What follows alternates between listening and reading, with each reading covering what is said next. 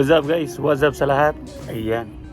Balik ulit tayo sa ating vlog. No? Second vlog po natin to dito sa ating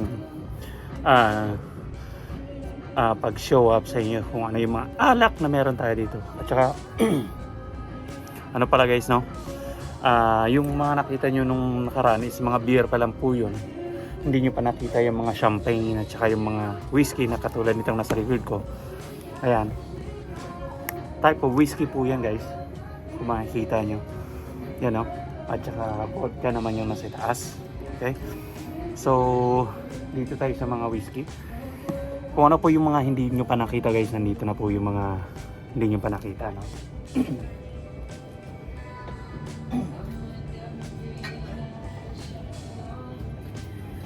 Okay. So, ito po siya is tinatawag nating Woodford Reserve, no? Woodford Reserve is 750 ml. Ayan, ano po siya is 90 proof. 90.4 proof po siya. So, hindi siya 100% pero matapang na po siya, no? So, itong Woodford na to guys is nagkakahalaga ng $37, no? $37 siya. Which size is 750 ml. 750 ml. Hindi pa po to 1 liter. So 750 ml po siya. Woodford whiskey po siya guys. Ito po yung tinatawag na bourbon whiskey. Hindi po siya ano.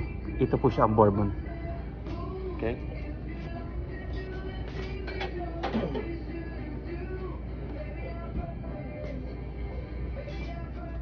So marami tayong papakita ko sa inyo kung ano yung mga whiskey at saka yung bourbon. So guys, ito yun, no? Ito yung pagkakaiba ng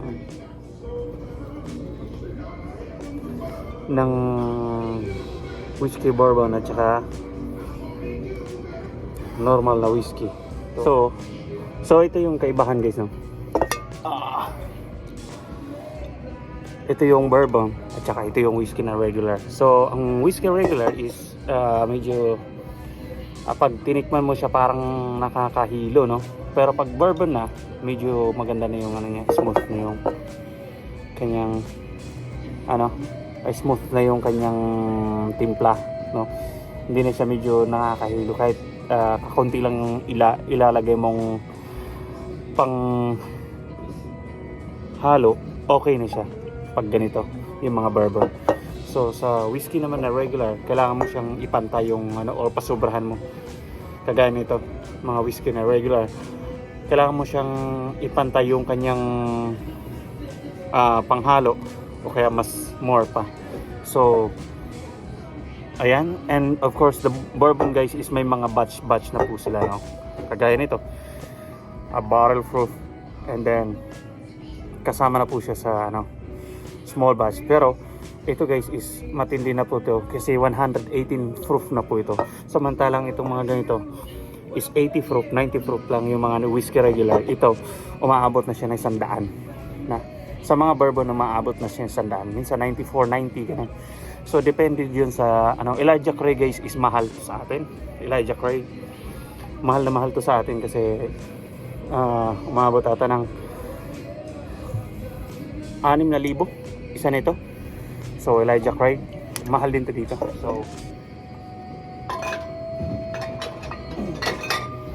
ayan.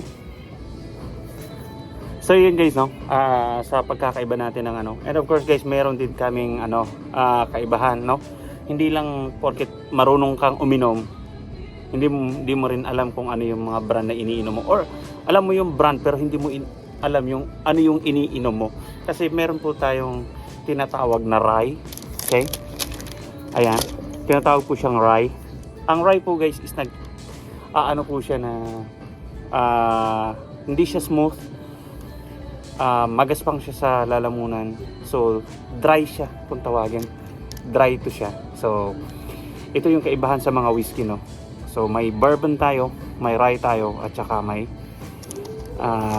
regular whiskey tayo. So, sa rye guys, ito bibihira lang to iniinom kasi medyo nga siya, medyo iba yung lasa niya kasi nakaka-dry sa lalamunan kung wala kang pan-chaser na maayos.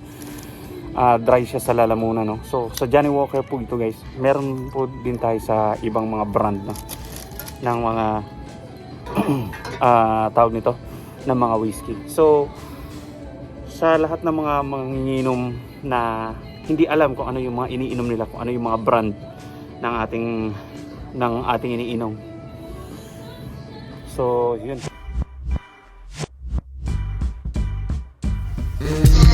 Yeah, I make decisions to glow. Ridiculous flow, potential to glow. You know, I just do